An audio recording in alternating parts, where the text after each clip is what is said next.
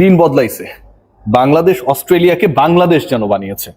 আজকে যেভাবে team Tigers তাদের ইতিহাসে, ওয়ানডে ক্রিকেটের ইতিহাসে একটা নতুন পালক যোগ করলো, এর থেকে মধুরতম স্মৃতি বাংলাদেশের ওয়ানডে ক্রিকেটের হিস্ট্রিতে আর কখনো আসেনি, আসবেও না। বিশ্বকাপ যদি যেতে হয়তো সেটা হতে পারে। মাইটি অস্ট্রেলিয়া বাংলাদেশের বিপক্ষে এখন হোয়াইট ওয়াশ হওয়ার শঙ্কায়। মাইটি অস্ট্রেলিয়ার বিপক্ষে বাংলাদেশ টানা 2 ওয়ানডে জিতে সিরিজ নিজেদের করে নিয়েছে। এক ম্যাচে আগে ব্যাট করেছে, আরেকটায় চেজ ডাউন করেছে। বাংলাদেশ আজকে যেভাবে জিতেছে, যেই ডমিনেশন দেখিয়েছে, সেই ব্যাখ্যা বিশ্লেষণ করতে গেলে অনেকগুলো রেকর্ড, অনেকগুলো বিশ্ব রেকর্ড সামনে আসবে। রেকর্ড, বিশ্ব রেকর্ডের আলোচনায় যাচ্ছি, তার আগে একটু শর্টকে নিয়ে শর্টকাট আলোচনা করি। আগের ম্যাচে তাসকিনের বলে যেভাবে বোল্ড হয়েছিলেন, প্রথম বলে আউট হয়ে গিয়েছিলেন, আজকে শর্ট টার্গেট করেছিলেন যে তিনি আর যাই হোক না কেন অন্তত আগের ম্যাচের মতো ফার্স্ট বলে আউট হবেন না, সেটা তিনি হন নাই। কিছুক্ষণ টিকে ছিলেন, বল ছেড়ে দিয়েছিলেন এবং সুন্দর করে ইনসুইঙ্গার ভেতরে ঢুকেছে, স্ট্যাম্প উপরে ফেলেছে। 0-তে অস্ট্রেলিয়ার প্রথম উইকেটের পতন ঘটেছে। পরের ওভারে মুস্তাফিজুর রহমান, তাসকিন যখন উইকেট নেন, মুস্তাফিজ দ্বিতীয় ওভারটায় এসে আসলে খুব বেশি হতাশ করেন না। মুস্তাফিজ এলেন, প্রথম বলে উইকেট নিলেন, এরপরে ডট, তারপরে ডট, তারপরে ডট, তারপরে ডট, 4টা ডট, শেষ বলে আরো একটা উইকেট। 2 ওভার শেষে অস্ট্রেলিয়ার সংগ্রহ হচ্ছে 0 রান, 3 উইকেট। যারা টেলিভিশন সেটে প্রথম 2 ওভার দেখতে পারেন নাই, একটু লেটে অন করেছিলেন, অনলাইনে যারা একটু লেটে ঢুকেছিলেন স্ক্রল করার জন্য, কনফিউজ হয়েছিলেন যে আসলে এখন কি উইকেট এবং রান, মানে আগে হচ্ছে রান তারপরে উইকেট স্ল্যাশ দিয়ে এটাকে একটু উল্টা করে লেখা হচ্ছে কিনা। ঠিক দেখছেন তো? তারা আসলে ঠিক দেখছিলেন। 0 রানে অস্ট্রেলিয়ার 3 উইকেট নেই এবং 1024 ওয়ানডের ইতিহাসে প্রথমবারের মতো অস্ট্রেলিয়া এই অভিজ্ঞতা পেয়েছে বাংলাদেশের বিপক্ষে, যেই অভিজ্ঞতা বাংলাদেশ আজকে দিয়েছে তাসকিন আর মুস্তাফিজের কল্যাণে। আজকের এই ম্যাচে অস্ট্রেলিয়া একটা সময় এতটাই বাজে সিচুয়েশনে ছিল যে 100 হবে কিনা সেটা নিয়েও সংশয় ছিল। 81 রানে যখন তারা ষষ্ঠ উইকেট হারায়, সেই তারা শেষ পর্যন্ত বৃষ্টি আইনে বাংলাদেশকে 41 ওভারে 192 টার্গেট দিয়েছে। মাঝখানে অনেক ঘটনা ঘটেছে এবং সেই ঘটনাগুলোর আগে যেসব বিশ্ব রেকর্ড ঘটিয়ে বাংলাদেশ অস্ট্রেলিয়ার বিপক্ষে প্রথমবারের মতো ওয়ানডে সিরিজ জিতেছে, 21 বছর পরে পাওয়া জয়টা যে কাকতালীয় না, তার পরের ম্যাচে একদিনের ব্যবধানে আরো একবার তাদেরকে হারিয়ে টিম টাইগার সেটা প্রমাণ করে দিয়েছে। টানা 4র্থ ওয়ানডে সিরিজ জয়ের দিনে অস্ট্রেলিয়ার বিপক্ষে বাংলাদেশের রেকর্ড বা অস্ট্রেলিয়া যেসব বিশ্ব রেকর্ড করেছে তার অন্যতম একটা হচ্ছে তারা পাপুয়া নিউগিনিকে ধরে ফেলেছে। বাংলাদেশ পাপুয়া নিউগিনিকে অস্ট্রেলিয়াকে ধরানোর ক্ষেত্রে দারুণ এক ভূমিকা পালন করেছে। 0 রানে পার্টনারশিপ 0, ওপেনিং পার্টনারশিপ 0, টানা 4 ম্যাচে 0-র বেশি করতে পারে নাই। টানা 4র্থ ম্যাচে 0-তে ওপেনিং পার্টনারশিপ ভাঙার রেকর্ড অস্ট্রেলিয়ার হয়েছে আজকে, বিশ্ব রেকর্ড এটা। তাদের সাথে যৌথভাবে রয়েছে পাপুয়া নিউগিনি। অস্ট্রেলিয়ার 3 উইকেট শূন্যতে গেছে তাদের 1000+ ওয়ানডের ইতিহাসে, এই বিশ্ব রেকর্ডটাও মানে তাদের ইতিহাসের রেকর্ডটাও আজকে এখানটায় হয়েছে।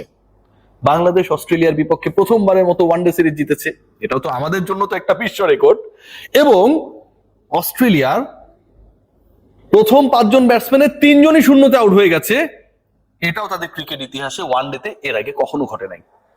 বাংলাদেশ কতটা দুরন্ত, দুর্দান্ত, অবিস্মরণীয় ক্রিকেট মিরপুরের হোম অফ ক্রিকেটে ডিসপ্লে করেছে, আমার কাছে মনে হয় এই ছোট ছোট পরিসংখ্যানগুলো সেগুলোকে, সেই ইতিহাসকে ইন্ডিকেট করে।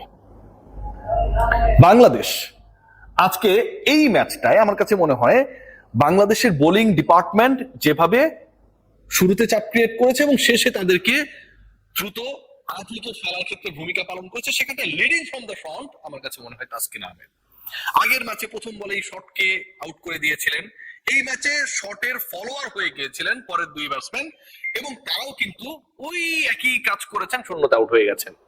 তাসকিন আহমেদ আজকেও একই কাজ করেছেন। তবে যখন ওই 103 রানে পার্টনারশিপটা হলো 7ম উইকেটে, যখন Bangladesh ultimately under pressure, Australian partnership যে কোনো দলের বিপক্ষে এসে প্রেসার ক্রিয়েট করে, ঠিক তখন টানা 2 বলে 2 উইকেট নিয়ে তাসকিন আবারও যেন বাংলাদেশের মোমেন্টামটা ফিরিয়ে আনলেন।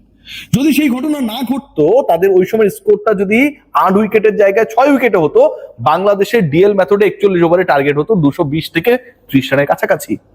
And that could be more riskier for team Tigers to chase. সেটা হতে দেন নাই। ব্যাটিং ডিপার্টমেন্টে যদি খেয়াল করি, যে বাংলাদেশ যখন ওই রানটা চেস করতে গেল, বাংলাদেশের তানজিদ হাসান তামিম দ্বিতীয় বলেই আউট হয়ে গেলেন। Just we were following the Australian batting department, they also lost their first wicket on 0। সেই কাজটা করতে গিয়ে তানজিদ তামিম ফিরে গেলেন, শূন্যতে বাংলাদেশের প্রথম উইকেট নেই। এরপরে কি হতে পারে? ওভারকাস সিচুয়েশন, আগে বৃষ্টি হয়েছে এবং যখন তারা গোল করতে গেলেন, ওসি পেসাররা যেন সাপ লুডো খেলছে, ডানে বামে বল সুইং করছে। বাংলাদেশ পারবে তো? 86 রানের পার্টনারশিপ। সৌম্য সরকার, এই সরকারটা হচ্ছে পৃথিবীর সবচেয়ে আমার কাছে মনে হয় দুর্ভাগা সরকার। কখন আসে কখন যায় কোনো ঠিক নাই, কোনো এস্টাবলিশমেন্ট নাই। থাকে না সরকার আসে 4 বছর 5 বছর থাকে অন্তত। সৌম্য সরকার আসলে বাংলাদেশ দলে কখন আসে কখন যায়, এই সৌম্য সরকারের আসা যাওয়াটা এত বেশি কম মেয়াদের হয়, এটা নিয়ে একটা পাজলিং সিচুয়েশন সবসময় ক্রিয়েট হয়ে থাকে। আবার সৌম্য সরকারের গভর্নমেন্ট এসেছিল, তিনি খেলতে নেমেছেন এবং রুল করেছেন ভাই 42, এবং 42 থেকে গুরুত্বপূর্ণ শান্তর সাথে ওই 0-তে 0 প্রথম উইকেট হারানোর পর যে 86 রানস পার্টনারশিপ, সেটা বাংলাদেশের কনফিডেন্স এবং জয়ের ভিত্তি রচনা করে ব্যাটিং ওয়াইজ। এরপরে তারা দুজনই 42 এবং 41 আউট হয়ে গেছেন। লিটন কুমার দাস আরো একবার সুন্দর শুরু করে শেষ পর্যন্ত হালকা লাফিয়ে ওঠা বলে উইকেট বিলিয়ে এসেছেন। অনেক ধরনের হতাশা ছিল, অপ্রাপ্তি ছিল, কিন্তু end of the day Towhid Hridoy finish করেছেন।